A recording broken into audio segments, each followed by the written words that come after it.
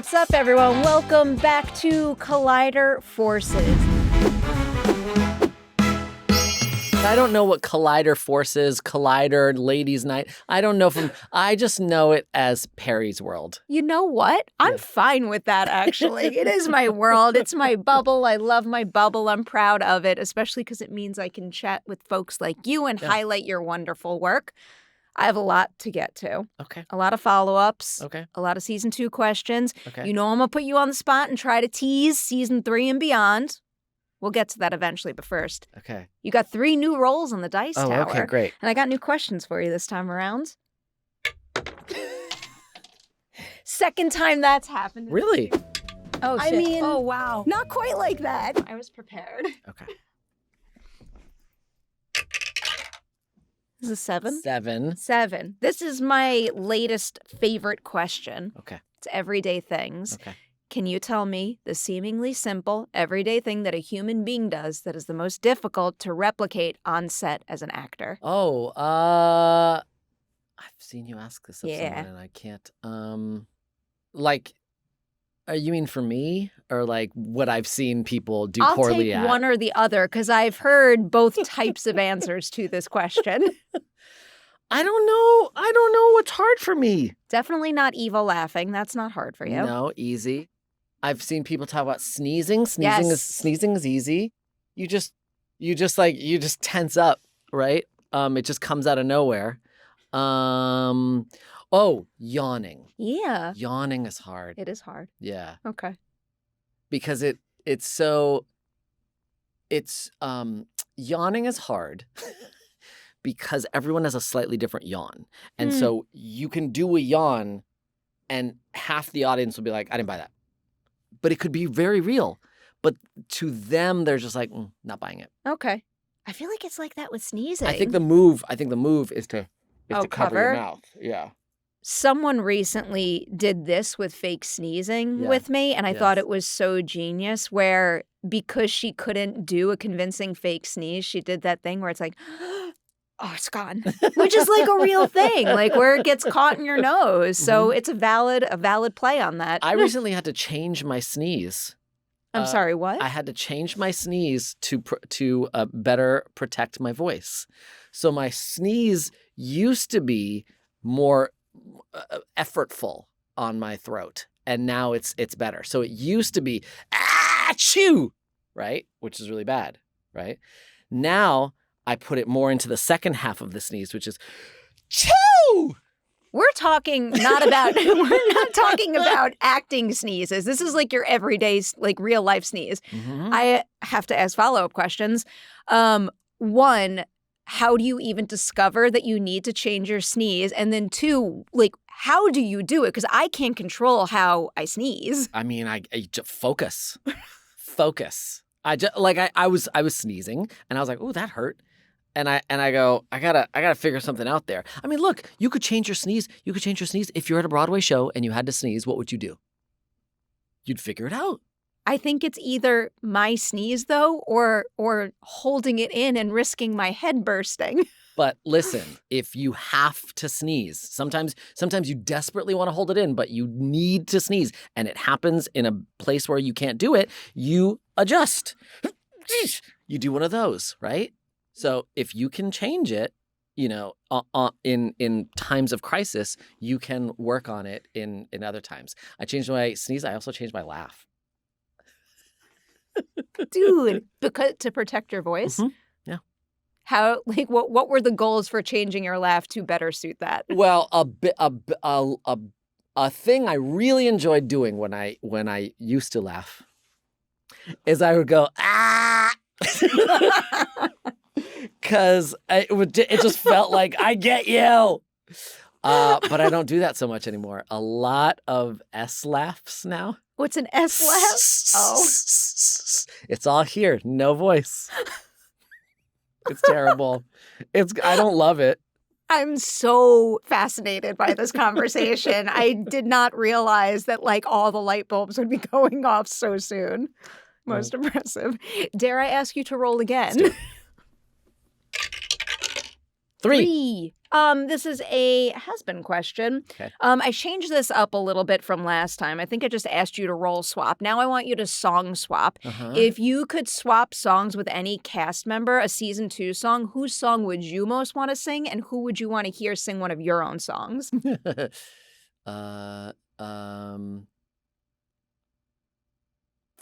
would I want to sing "Don't You Forget"? I'm gonna go out the box a little bit. I'm gonna say Patina Miller. Ooh. Just because our voices are so different. So different. I'd be curious to know what she could do there. Whose song would I want to sing? I love Losing Streak so much. I sang a little chunk of it on my TikTok. I don't know. I'm blanking on the songs right now. What I want more than anything is for every single person in the ensemble to do their own version of Clean It Up. I just want to hear everybody's take on it. Listen, I have a feeling that it would be disappointing to you. Because that song is less about the sort of vocal performance and more about the sort of speed. Like the speed and the muscularity of it. Like, oh shit, she got through it. She got through that whole song. It's so good. It's so good. Yeah. That and the speed of oh God, now I'm blanking on the specific names. Road to Redemption. I'm like, how? Speed Run to Redemption? Speed Run to Redemption. Thank you for that. I love how in another document I have every single song laid out because Sam was in here right before you. Yes. But I'm not navigating over. Those 2 songs are incredible. Okay. Third and final roll. All right. One. This is must-haves. I just want to know what some of your must-haves in the booth are when you're recording. Oh, not a whole lot. Literally just water and a chair. You're so simple. Yeah. Okay. What else do people say? I've seen a lot of people use props and stuff. Like I was just talking to another voice actor whose character has a lollipop like animated in her hand. Yeah. So like she had that. Like specific kinds of like teas with honey, all that good stuff. Sure. Or like even props to kind of like simulate a costume. Oh. You don't dress as Alastor when you're recording?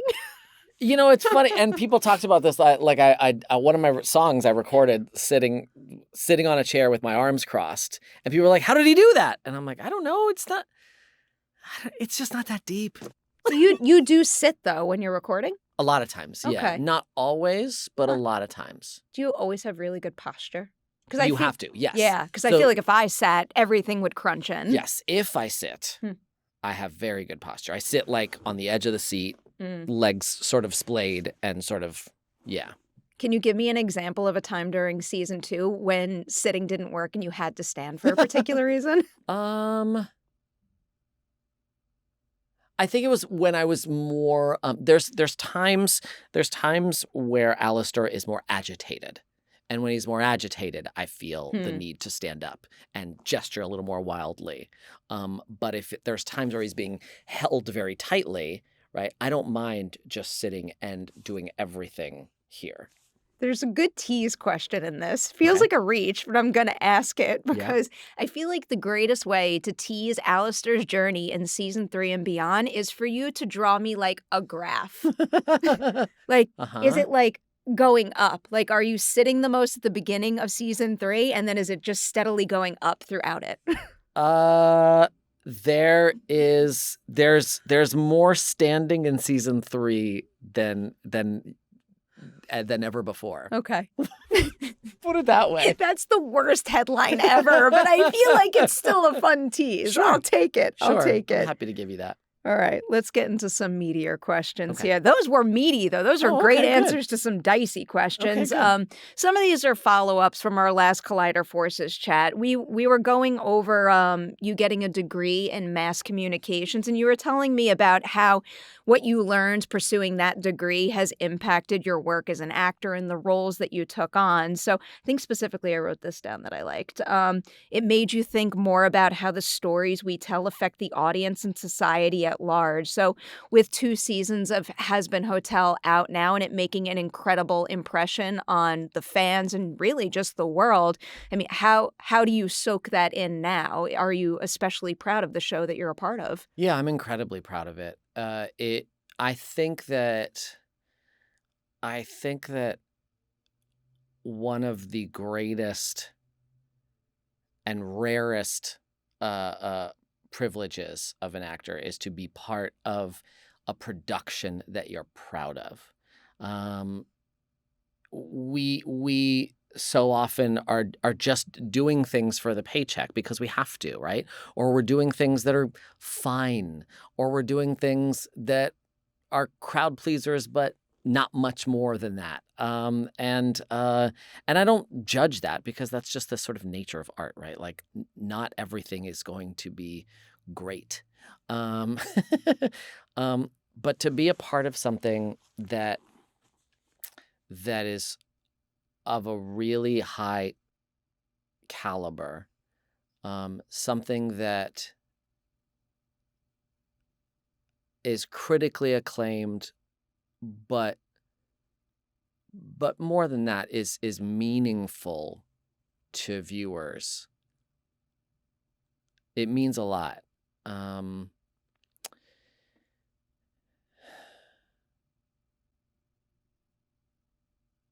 You can feel it when people come to your table and talk about the show, right? There's a fair amount of people who come to the table and just express like, I love the show. It's so fun. It's fun for me. And that's great. And I love that. And that's enough. Mm-hmm. That would be enough. But to learn the ways in which it's impacted people, whether it's their relationships with their parents, whether it's their queerness or their neurodivergence, their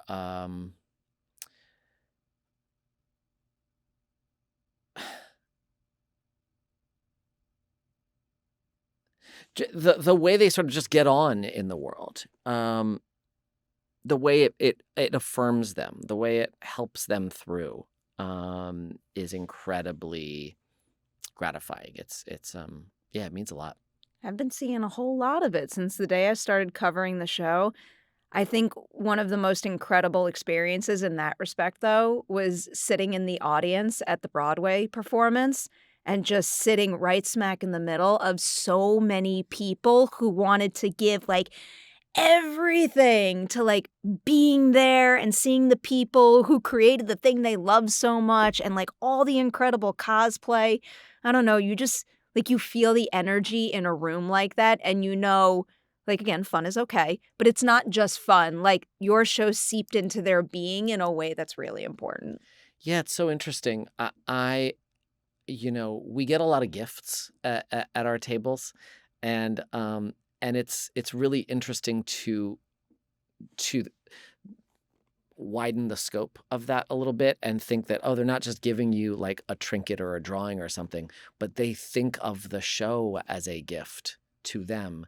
And so they are giving you a gift back. Mm-hmm. And for sure, the energy on Broadway felt like that. It felt like they were giving back the energy that they'd gotten from the show. They wanted to give to us, and that was their chance to give it to the full cast in person, for one night only.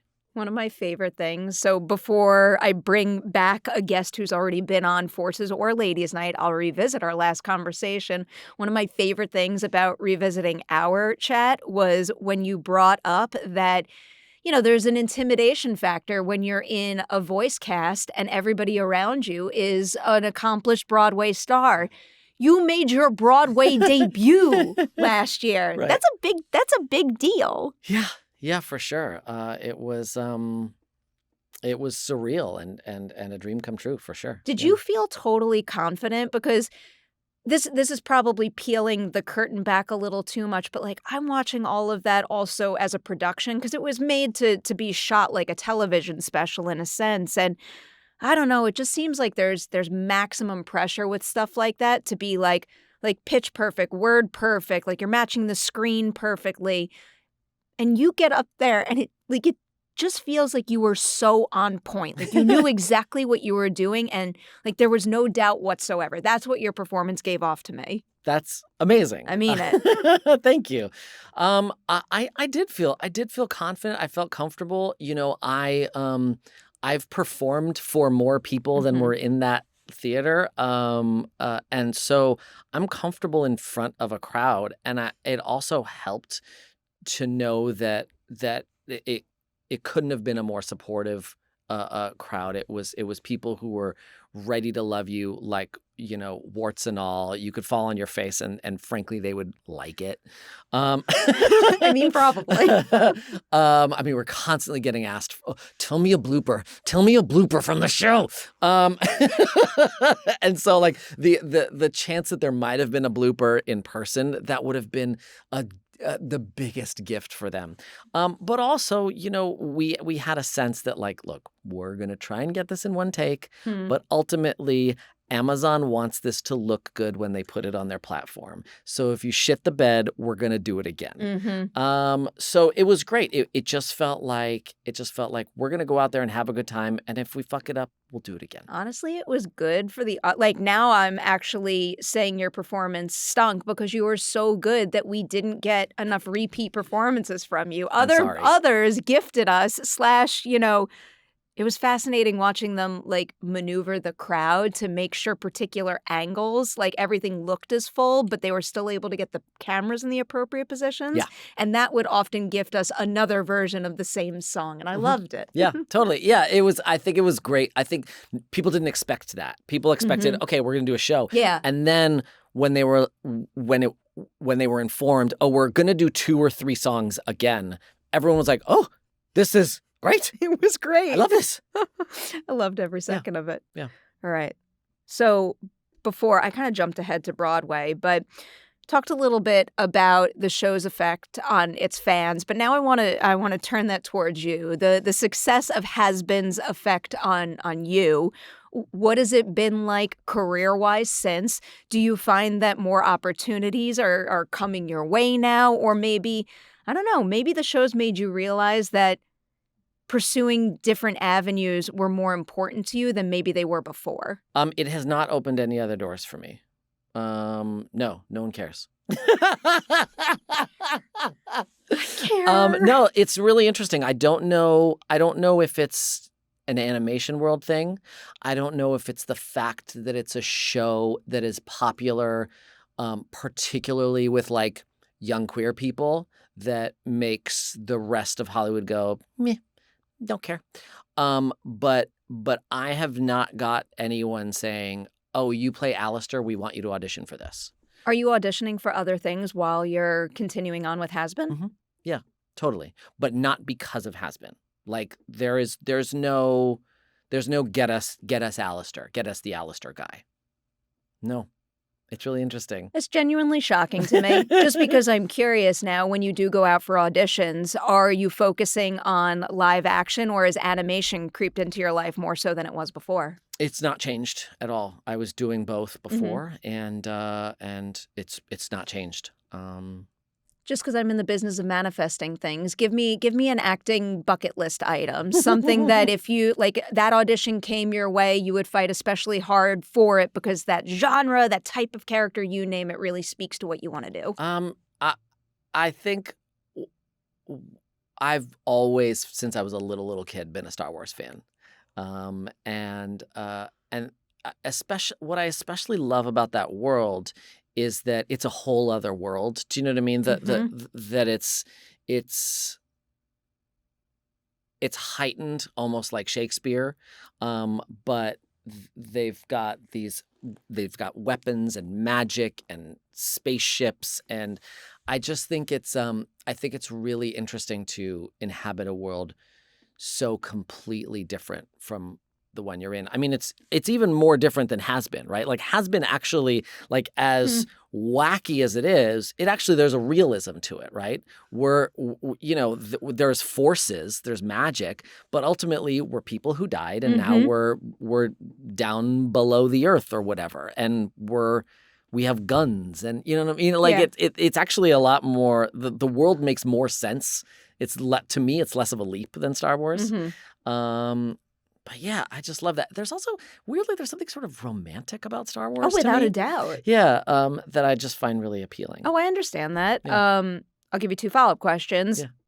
Who is your favorite Star Wars character? And when you envision yourself in a galaxy far, far away, what specific role do you see yourself filling? Whether like Jedi, Sith, I don't know, an Empire officer, you name it. Yeah. One of the reasons I like Star Wars is that it often moves really slowly, and I love that. I think that I tend to get cast in roles that talk quickly because I'm good at that. But I'm also like, I think at home, I have a fairly slow internal rhythm. And like I loved Pluribus and the huge stretches of just no dialogue. I love shit like that. And so like I would love to play someone in Star Wars who's like a loner who is on some sort of journey and sometimes comes in contact with other people but often doesn't. Although I suspect that if I got cast in Star Wars, I'd be some sort of like quirky side character. That'd probably be with There's a fair amount of makeup. There's a lot of good ones in that department too. Yeah, absolutely. I love a lot of what Star Wars is doing lately, but the one thing that I get hung up on quite often, I don't know if you've ever read any of the books, but like I went through a phase where I was reading so many of them, and it's a very popular young adult one called now I love how now I'm about to say it and probably say it wrong. It's called Lost Stars. It's about like kids who, you know, are kind of growing up in that world while the Empire is building the Death Star. And it's about like feeling forced into a specific area, but, you know, not being drawn to that and how they wind up going down different paths. It's just like in a world, in an industry that loves stuff like young adult stuff, like, I don't know, Hunger Games is the first thing that's coming to mind right now. Like, why aren't you just adapting a really, really good story that's like in the palm of your hand? And it shows like a different perspective of what it was like when the Death Star was being built and ultimately destroyed. I mean, it's also really fucking relevant to right now, right? So much of Star Wars kids are growing up in a world that is increasingly divisive, violent, and there's an evil empire. Literally. Like fucking hell. Literally. Make that. And more often than not, I feel like it's easier to process our very real, difficult human truths via storytelling than it is to face them head on. Well, that, yeah. And that brings us back to Hazbin. Right? Exactly. I think there's all the young people who have come to my table and said this helped me, right? Or who've come to the table with their parents and said this helped us. I think that's so beautiful. It is. Yeah, I love that. I'm so grateful we're going to have at least 2 more seasons of it, too. Yes. I'm not going to jump ahead to that yet, though. Okay. I will start with, as far as season 2 goes, with like a little bit of a big, broader, very, very safe question for you.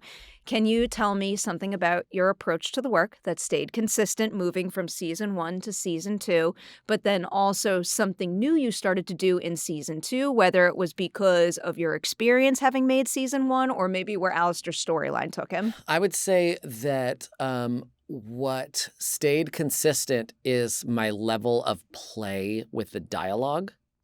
I think that it served me well in season 1, and so I did just as much, if not a little more, in season 2. I think what changed was my level of play and risk when it came to singing. And I think that I think my goal in season 1 was to get it right. Especially performing with all these, you're doing a duet with Christian Borle. You're doing a duet with Jeremy Jordan. I was like, get it right. I understand By that. season 2, I was like, I can get it right. Now let's get a little wild. You mentioned that the last time we spoke on Forces, and at that point you teased a very specific moment in season 2 where it really felt like you went for it. Are you able to reveal what that specific moment was? Yes. It was in the song, in the Don't You Forget Reprise with Christian, when I sang Don't You Forget, You Ain't Won Yet. And I did it right, and we were done. And I said, guys, let me try something. And it's pretty, it wasn't a surprisingly out of the box choice to do this, but I think I just felt enough comfort to give it a shot. And I think part of it, too, was like, this might fall flat. This might be bad. And it's okay if it's bad. It's okay if this sucks. Because I already did it right. I know I can do it right. Now let's see what it is if I do it wild. And so it was about holding out Forget and then getting gravelly on the You Ain't Won Yet. And fucking with the rhythm, right? Because it's Don't You Forget, You Ain't Won Yet. Right? Really simple, really straightforward. And I sang it as Don't You Forget, You Ain't Won Yet. And people loved it, and it was great. I love how the second you brought that song up, I knew what point. Also, one of my favorite things about our last Collider Forces chat is the fan base remains so enthusiastic that they wind up seeking out long-form interviews from season 1, and they're listening to you explain that, and they're like, I think he's talking about this moment or this moment. Like, I just love how people try to connect the dots, and I know a bunch of the comments pegged that specific moment, and I love it. All right, here's where we will get into my roadmap. Okay. The questions might get a little interrogation-y. Okay. Some will file in the theory department. Others you could flat out say no to if you want, which you did last time, and I respect that. All right. First specific question.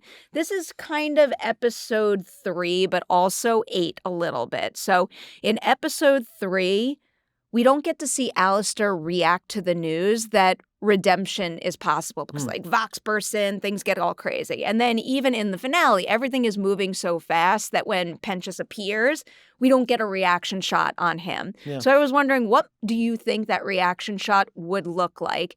For Alastor, is the reality that redemption is possible surprising whatsoever?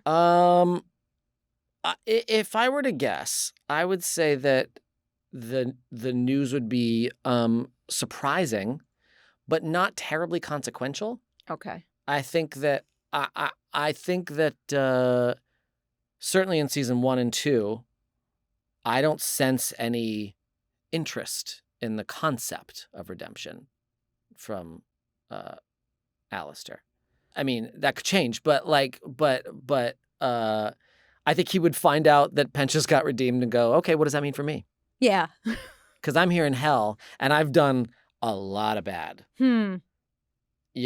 Penchas, relatively easy redemption, right? He didn't do much bad. He did a lot of good to get redeemed, and he's up there. Now, I knew before I died that I was definitely going to hell. We're going to get to that too. Right? So sure that I was laying the groundwork before I was dead. So I think it stands to reason that it's going to take more to redeem Alastor than Penchas did. Do you think him discovering that it is possible ups the interest in redemption whatsoever, or is he still happy to stay in hell and try to be the most powerful sinner of them all? That's a great question. Yeah. I like that better than no. I'll take that. All right. Episode 4. Here's one that might might get a no from me. Sometimes with this stuff, I also worry that like Eagle Eye fans like know something from previous versions of this that I do not. But we get the shot of Alastor's chest wound at the beginning of episode 4. Is he able to heal that on his own by the end, or is that something that will ultimately circle back to? By the end of the season? 2. I don't know that it came up in season 2. I didn't ask about it in season 2. And I didn't I didn't, it's not in the script. I feel like it's that he's got a sexy chest wound. I didn't read that in the stage directions. What's your reaction when you watch that episode and like he's got his nice low-cut shirt on and we see his sexy chest wound? Yeah, I mean, I was more about the fact that he was like sort of half shirtless. I was like, oh, okay. The chest wound.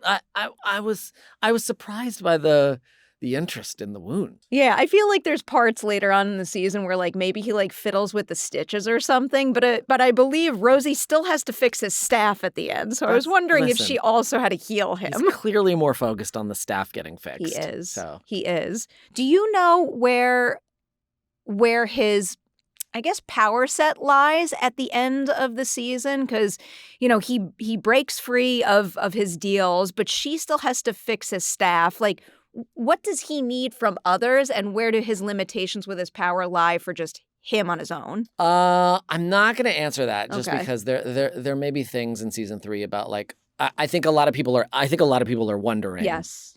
Okay, so how fixed is he? Yeah. And how much power does he have? You're going to see some of that in 3. Okay. That's what I would expect. Yeah. All right, now we're going to the backstory.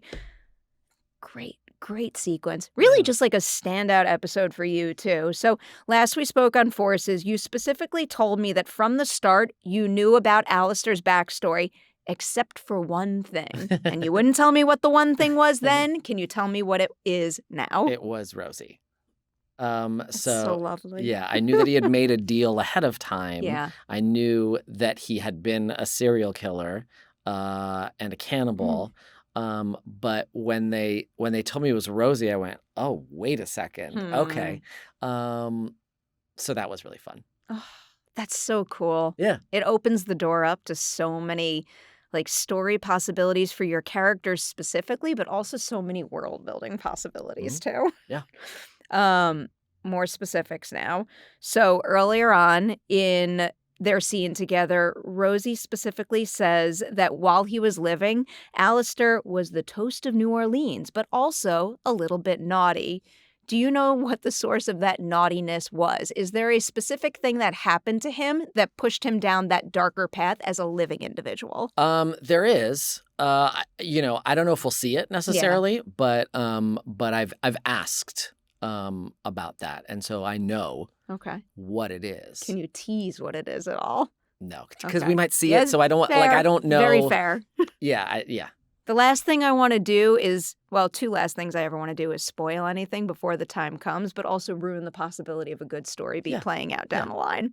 I also don't want to, what I hate to do is, say something and then almost sort of, bind Viv to a thing she told me. Do you know what I mean? Well, let's say I say it's A, right, because Viv told me that. Yeah. But then when they get into the writing of it, if they get into the writing of it, they end up writing B, and then the fans are like, well, so he just lied to us? No. I was like, no, they... you make me tempted to kind of flip that around, because I do ask this question every now and then, and I feel like I hope I could phrase it this exact way again. So I love hearing about actors coming up with their own backstory on their own just to fill out moments and make sure that they could deliver performances or lines in a way that feel like they have weight in history, even if as an audience we don't see that history. Mm-hmm. So is there any backstory for Alastor that you came up with on your own that maybe isn't even canon anymore, but we could still feel informing your performance throughout either season 1 or 2? I don't do that. I don't do that. I don't find that interesting. Fair too. I find it more time consuming than it's worth. I think it was Jeff Goldblum who said, "Who am I to say you shouldn't build a building to play an architect. And it's like, great. Like, if you need to build a building to play an architect, go right ahead. I'm going to be having drinks with my friends. And I just like, I find it, I think people can get a little precious with it, a little like, guess what I did? I'm an actor and I wrote a thing. For me, especially for voiceover, but even for live action as well, I think the task is to go into the booth, do a few different ones, and let Viv and the editors cobble together what they think it is. So, for example, my thing with Alastor was he became a serial killer because he was bullied as a kid. Okay, I'll play that one time. He did it because he met Vox and was really jealous, and then I play that, and I do each one in the booth, bang, bang, bang, and let Viv figure it out. And if she can hear what she wants, that's what matters. And I certainly don't say, Viv, can I do one where he was really impacted by the socio-political climate of the time? I don't. Yeah. Right? I just do 3 different takes. A, B, C, boom, boom, boom. And Viv goes, B sounded right. B sounded right for my purposes. I feel bad asking this as a follow-up because I know you're already working on 3 and 4, and I don't really know how much you remember, but can you give us an example of that from season 2? Maybe what, A, B, and C sounded like, and also tell us which one wound up in the final cut? I can't. I had a feeling. Yeah, I just don't. First of all, 1, 2, and 3 all just sort of blended into one. But also, it's been a while. And also, like, again, I don't put that much on it. It's just, it's more, especially for voiceover, it's so technical, right? So you give different technical reads, different gutturalness, different volume, different, clenched mouth, less clenched mouth. And whatever sounds right to Viv, she'll pick it.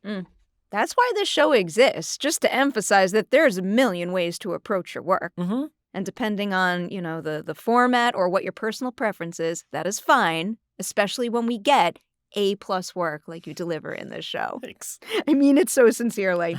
Where did I leave off? Oh, this is just something, this like kind of falls in more theory department, but in the show, living Alastor, strikes up his deal with Rosie and then pretty much immediately dies after. If Alastor had known that his life on Earth would end that quickly after striking that deal, do you think he still would have done it, or maybe not? Well, I would guess no, because,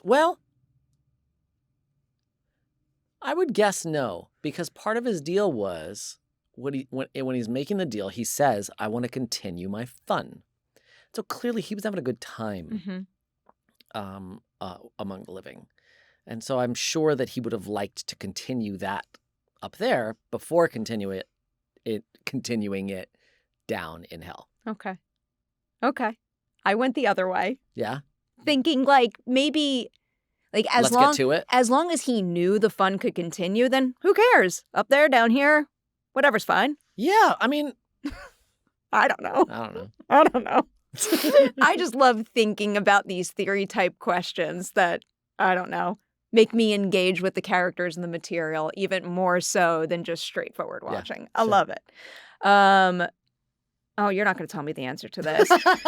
This one I know. Let's hear it. Do you know what Rosie's specific task for him is? Do you know... I'm going to now next question. Double up on this. You don't have to tell me the specifics, obviously, but I did ask this to Sam. Do you know Alastor's endgame? Do you know what the end of his story is, or has Viv kept that a secret from you for the time being? Next question. You could still do yes or no. You kill me. I'm also back-pocketing things for my next impression during our next Comic-Con meetup. I'm gonna keep that one. Here's a good nifty question for you. Okay. This might be me reading a little too much into line delivery, but it was making me wonder how what does Alastor, I guess, think of of Niffty, or rather, how much does he care about Niffty? Because there's a point in this episode where, Kimiko says, like, Alastor's in trouble, and then zips off to go help him. And again, I might be reading into that line delivery too much, but she says it in a way that makes me think she really cares about him, and it's not just fulfilling some sort of duty. Mm-hmm. Yeah. That's another one that I'm in back pocket for later. Does Alastor care about anybody but himself and his own power? Like, if someone in hell were to ever, like, poof gone, would he be sad emotionally? I think that it is. I think that if you shut yourself off to caring about any other character completely, you're doing a disservice to the show and the character. So I think the question is, I think the answer is sure. That's the short answer. The long answer is, well, to what extent? And would he ever let how much he cares about this person or that impact his choices? And I think that, however that might come up, I think that's, I just think I think it's boring. I think it'd be such a boring answer if it was no. Yeah. I just think it's, because I think that you lose dramatic tension. The point is you make a choice and it may cost you with someone. Otherwise, you're just sort of a evil automaton. And I think it's pretty clear that Alastor is not that.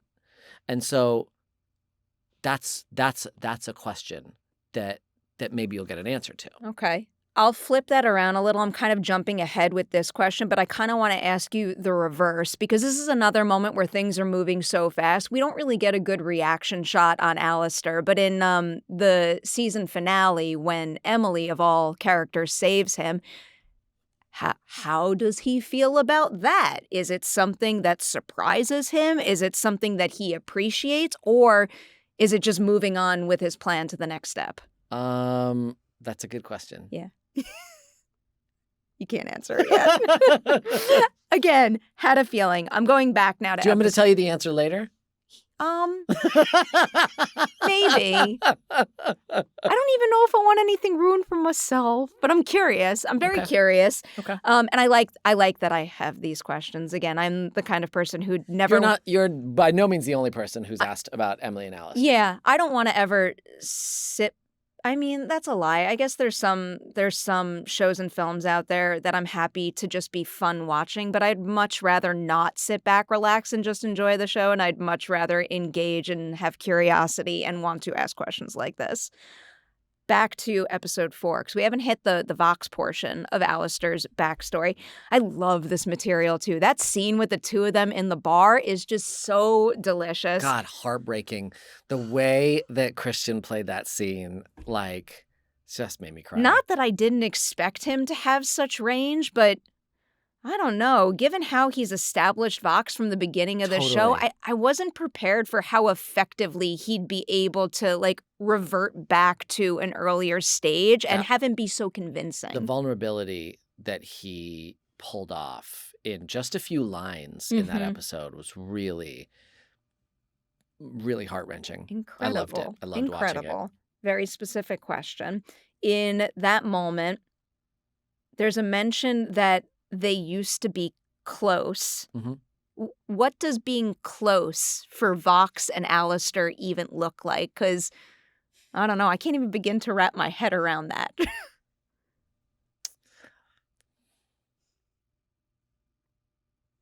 I'm going to let that go. Okay. Go. Yeah. Sorry. Whatever it is, too, I also have a feeling both characters' definition of close would be wildly different. Wildly different. Both characters' memories will probably be different I mean, that's interesting. That's interesting, too. Now that I'm not going to stop thinking about. This one is a little more theory, so it might be a little safer. But let's say Vox had never made that pitch in that moment for the two of them to like officially go off into the future and be partners. What do you think their relationship now would have looked like? No, but if you think about it, so if he had never, him making that pitch and getting turned down by Alastor is what made him a sociopath who tried to take over heaven. And so had Alastor been like, yeah, let's be hell buddies, let's be hell friends, let's be hell partners, they might have who knows, they might have just sought dominion over hell and left it there. But because of Vox's bruised ego and maybe more, he escalated. So Alastor ended up having a pretty big effect on things that way. Alastor's so mean in that moment. It's incredible. Also now, like, thoughts from my conversation with Sam about the music are flooding back to my head. It's incredible how many like seeds were planted so early in this narrative that wind up paving the way or like cement something in the future so firmly. I'm trying to think of the specific. I think this is such a beautiful example. He was talking about bringing back It Starts With Sorry, and the fact that by planting that idea in Pentius's head in season 1, within 2 episodes of this show, Charlie has already ended this war and she doesn't even know it yet. Yeah. That's such a cool touch. Those layers. I'll ask a song question now because we get the 2 versions of Don't You Forget here. When you're doing a song performance that's a reprise, the answer to this might be no, but how much are you thinking about making sure that your voice work in both versions sounds different so that we could definitely clearly get the feeling that we're almost seeing 2 different sides of Alastor in those songs? It's not something I think about very much consciously. You know, I think that a conversation with Rosie is different from a conversation with Vox, and so it just naturally happens. I suspect I would say this, if I had less experience, I might have to be more deliberate about it. But having done this for 25 years, those conversations just come out different. Are you sitting when you're doing one and standing when you're doing the other? I don't know. I don't remember. I mean, I know I was sitting for the Rosie one. I think I was standing for the Vox one, I think. Huh. That's a fun fact. So that tracks. Is there Which is interesting because in the show, Alastor is reverse. Mind blown. All right. Here's a very specific line delivery question for you. I actually asked this to Viv because I didn't know if we were going to do another one for season 2. And it's one of my favorite lines of yours of the entire season. It happens in episode 7. It's specifically when Alastor tells Vox, there's nothing you can do to break that girl's spirit. There's something about your delivery that really cuts through and gives me chills. So now I want to know about your personal intentions when delivering a line like that. What were some of the goals? Is the top priority in a moment like that making sure that his plan, he's able to see it through to fruition? Or is there any truth and maybe pride in what he's saying in that moment? All of the above. Yeah. ABC, right? So rank them. So but that's not how it is. It's just the order that you do it in. So it's one I do one where it's not even about Vox. I'm just so affected by my admiration and how impressed I am by Charlie, right? That's on one end of the continuum. And on the other end of the continuum, I don't give 2 shits about Charlie, and I'm literally just needling Vox. And I do one in between, and then Viv picked what she picked. I don't know. You don't know which version? No. That's fascinating to me. That's so fascinating. Whatever version she picked, I liked it. I think it worked really well. All right, let's get into some finale questions here. I won't bug you about Emily again. Okay. I am going to toss this question to you very simply, so my own thoughts don't bleed into it too much. At the end of Alastor and Rosie's portion of Hear My Hope, she smiles. How do you, even just as a fan watching the season finished, how do you interpret that smile? Rosie is an incredibly powerful overlord. And she said to him, I knew you were the one. She saw something unique in him. He says, you knew my game the day we met. And he's got her. Babe, you knew what you were getting into. It's like it's the story of the fox and the scorpion? Like, I'm a scorpion. I'm gonna sting. And so I think that she just acknowledges, I picked you. And in that moment she might be thinking, and I think I might have picked right. You're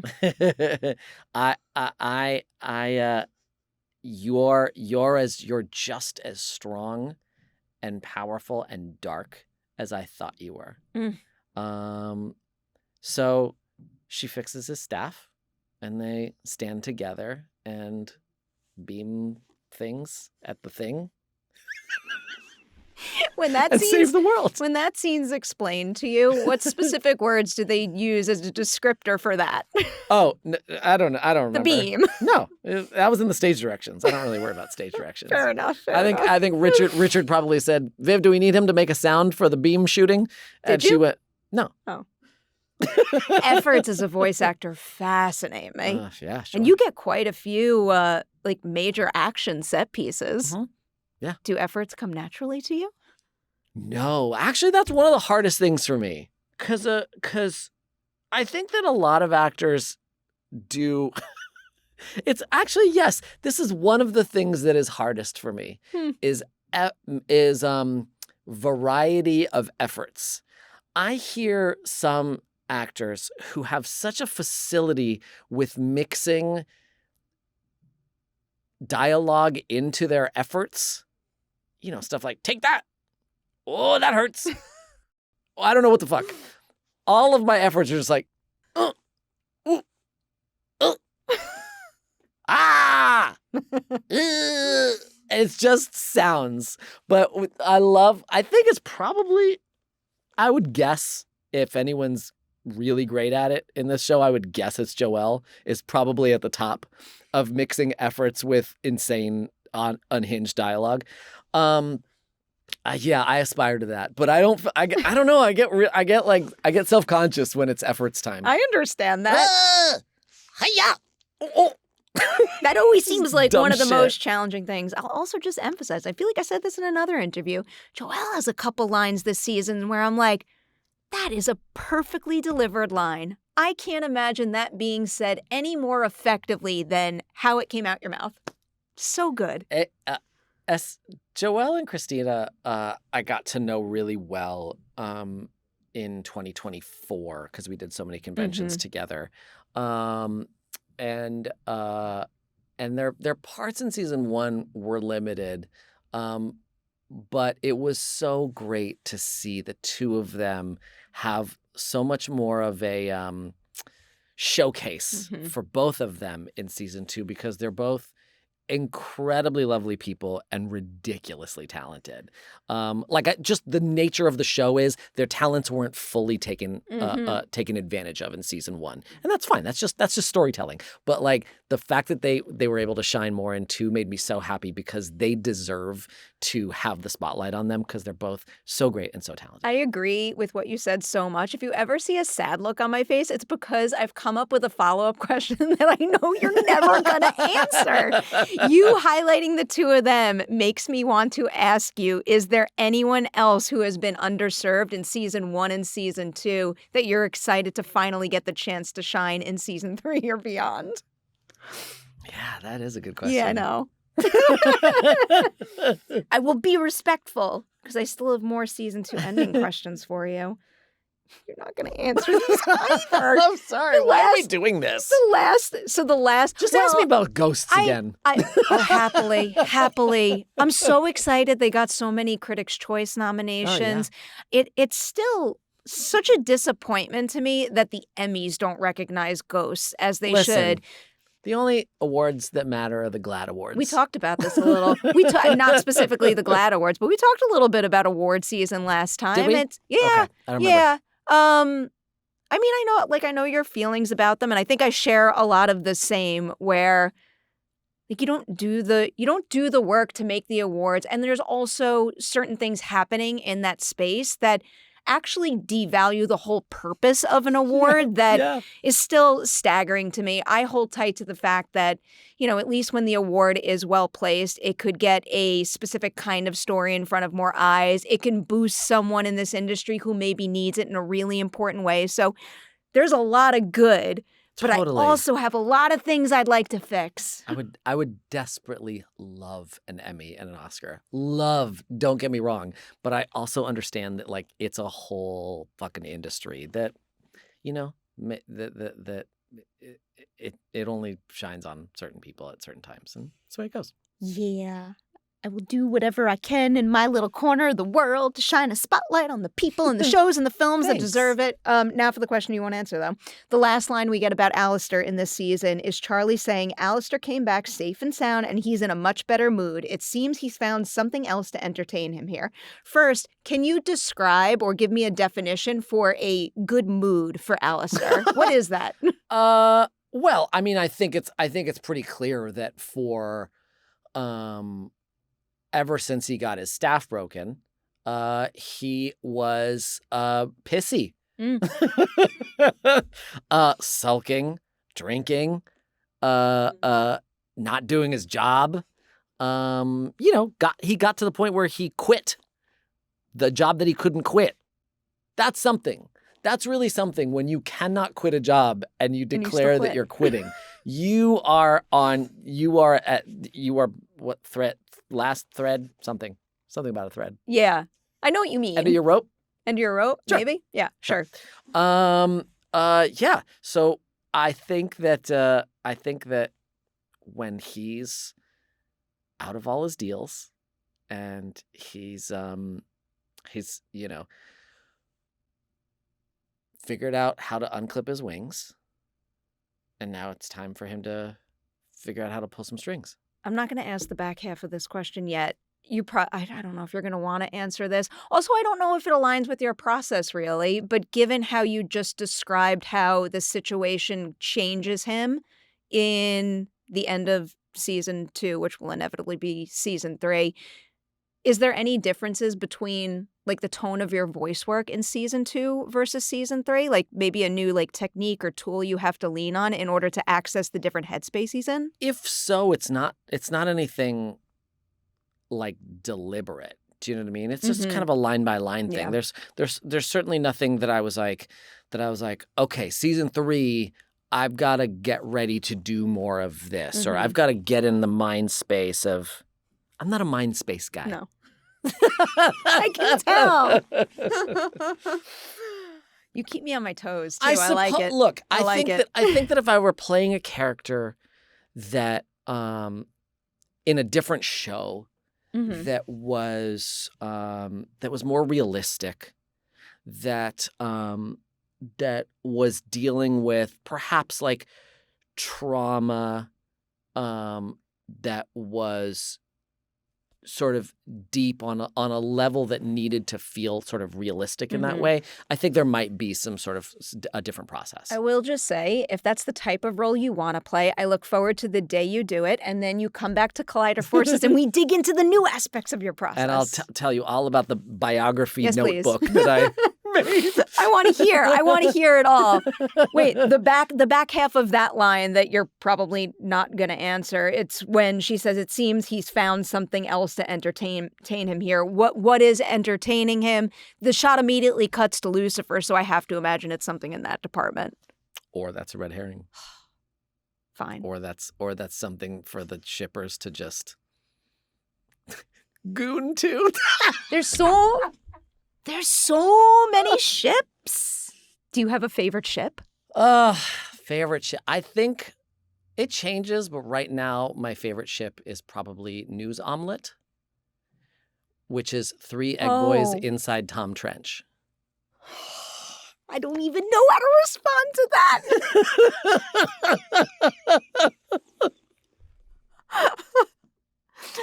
just picturing... I should stop picturing. Never mind. I'm not even going to say it. Amazing. You're welcome. It's just not. You're welcome. It's just not what I was expecting at all. You're welcome. I hope you're pitching these ideas to the appropriate people at some point. God, no. You never know. Once you speak something.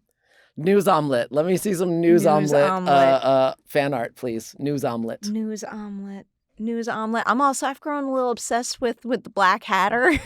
Which one's Black Hatter? I brought this up in Sam's too, because like you brought up news, and I'm picturing Katie Killjoy, and then I'm picturing the news ticker at the bottom. Yeah? There's mention of Black Hatter, and I asked Viv about it, and apparently it was some sort of like a little bit of an inside joke thing, but she told me about a whole big Christmas special idea she has with the Black Hatter, a character that is essentially comprised of only black hats. Yes. I remember this. It's kind of amazing. Like, I want a Christmas special, and I want it to be that. Oh, to understand her twisted little mind. Brilliant. It's a brilliant mind. Where did we leave? Oh, yeah, that line. I mean, these are repeat questions that I was curious to bring back just to see if your answer changed at all. Okay. But also probably no surprise. Like, you kind of answered them, but you also didn't. We talked about last time whether or not you thought Alastor was truly the most powerful overlord in hell. Mm-hmm. Do you think he is at the end of season 2? I mean,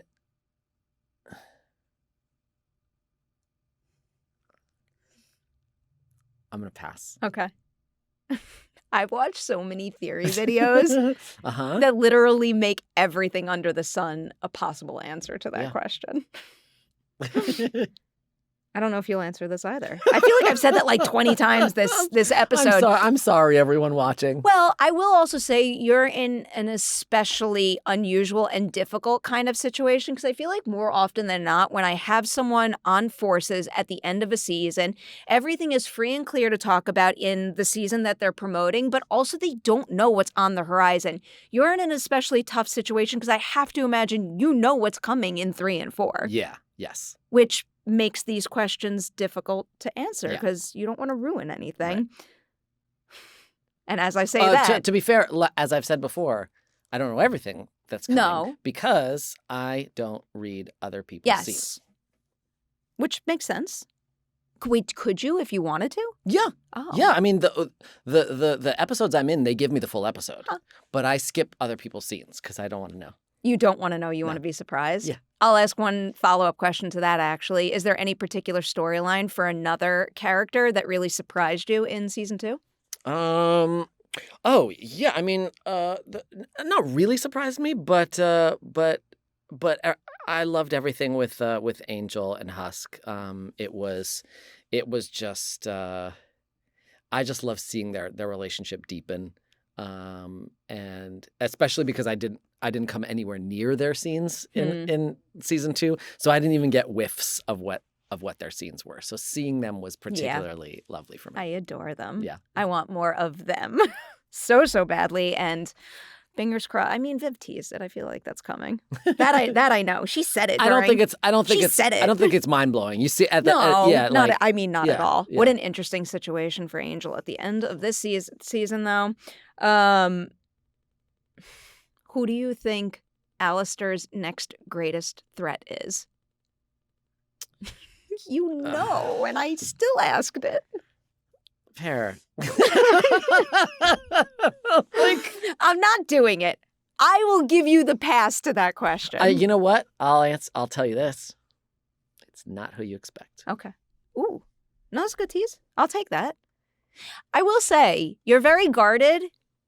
But when you do give a tease, it was a lot of fun to go back to our last conversation and know that like the teases really meant something. Yeah. And like I was very easily able to connect the dots. Oh, good. I mean it. Which dots did you never mind. It's fine. Well, the one thing we already spoke about, the thing where you were talking a little bit about taking risks with your singing. Like the second I heard that song, I knew. That's awesome. I knew what was happening. I love that. And it works very, very well. Yeah, right on.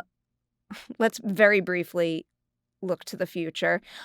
This is a question that I think I've asked you quite often, but it feels worth revisiting over and over. Can you tell me anything about what's going down in season 3 that challenged you to level up as a voice actor or a singer? There's a song, a piece of a song that that was difficult because it was, what's a good way to phrase this? Emotionally complex. Yeah. Ooh. And so vocally, I like that. especially not just in your voice, but singing wise, it was, yeah. Good tease. Good tease. Here's 2 more tease questions that I did ask you last time, and I was able to connect the dots, I believe. First, of all the episodes in season 3, what specific episode are you most looking forward to fans seeing, and can you tease why? I don't remember the numbers, That's fair. but it's the one with that song. Okay. Yeah. Okay. I'll take that. Good tease. And we also did this last time. Can you tease a song of someone else's in season 3 that you are most looking forward to fans hearing? I'm pretty sure I figured out what you were teasing last time. It is someone who has not had a chance to shine as much as they deserve, could have. Yeah. It's someone's moment to shine. Okay. I am hopeful I'll connect the dots, but also as you said that, I love the fact that your roster is so stacked that there are so many great answers to that. There's so many wonderful possibilities. Yeah. I guess we've hit the last question, because I kind of did some of these a little earlier. We talked a little bit. I mean, I don't know if you can even tell me too much about this, especially when you're only reading your own parts, but I guess your own parts are substantial. I'm just curious if you could tease at all how the tone of season 3 and maybe even season 4 differs from season 2 because of, stakes going up and up every step of the way in a series. Yeah, I mean, I don't know that I can get too specific, but I can tell you that it's certainly more intense. I think that when you find out that you've been picked up for seasons 2, 3, and 4, you can take your time a little more, and you can plant seeds in season 2 that come to fruition in 3 and 4. And so 2 ended up being a bigger seed planting season than a lot of season 2s are, right? I think generally you get a season 2 and you're like, great, let's just make season 2 great. But Viv had the luxury of going, not only is season 2 going to be great, but we're going to plant some seeds for 3 and 4 because we can.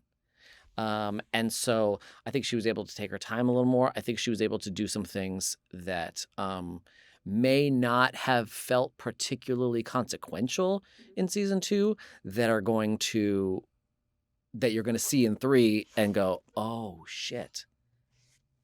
That's a great tease, man. That's a really great tease. I also really appreciate that approach to crafting a series. She spoke about that a little when she came in here, the idea of actually taking your time in a season 2 versus maybe getting to the big moment that you're really looking forward to. And no doubt in my mind that's going to pay off big time. Yeah, I mean, so often you're like, great, we've gotten 2, but we're not promised 3. Let's have a big thing at the end of 2 to earn our 3. Right? But she's not trying to earn anything in 2. No. She's just telling the story. Meanwhile, you still have a really great big thing at the end of the season. So we win in both respects. Yes. Amazing. But she's not trying to serve a pickup executive. She's just serving the audience. Beautiful thing. Yeah. Beautiful thing to be. Imagine that. She's earned the right to be able to do that, too. For sure. I love seeing how, maybe amassing power is poor phrasing, but I like seeing her respected as a leader. Like she seems to be, at least from my limited vantage point. I want her to have creative control. Yeah, I mean, I think every day that goes on, it's clearer and clearer how much she deserves it. Without a doubt. Without a doubt. All right, now you can breathe easy because we've hit the last question. It is my favorite question. You have answered this before. You will answer it every single time you come into this room. In film and television, we give each other awards. Great, great, great. I think we should keep on doing that, as I told you before. But I think we all need to stop and tell ourselves good job more than we do. So can you tell me something you accomplished making season 2 of Hazbin Hotel that you know you're always going to look back on and say, you know what, I am really proud of what I did there? Well, if I may, it's not so much about 2 and the 6 or 8 sessions I had for season 2, but I'm proud that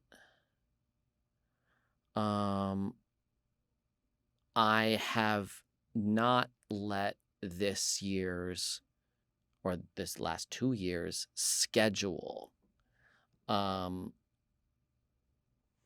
damage my commitment to being present with the people I am with in this work. Whether that's my castmates, whether that's Viv and Sam and Richard and Andrew, or whether that's the people who love the show. I'm so grateful for this show, and like I said, the community that has grown out of it, that it's important to me to keep an open heart to everyone. And I think it's there's a danger and an understandable one of like, this show is a lot. And so I need to create a bit of a shell to protect myself, to protect my energy, to protect my heart. And I am proud that shell for me is largely not there. It's not to say I don't have boundaries, but I don't think I've closed myself off to anyone in this process. And I think that that's actually quite an achievement considering how harried the last 2 years have been. What a beautiful answer. Thanks. Huh. I love that. I love that. I appreciate it. And I have a feeling that a lot of people that are around you during this journey appreciate it as well. I must say, big congratulations on everything you've accomplished on Hazbin Hotel Season 2 right now, and all the good coming your way in the future. Thank you. You know I'm going to keep roping you back into the studio. I hope so. I love talking to you. Hurry up.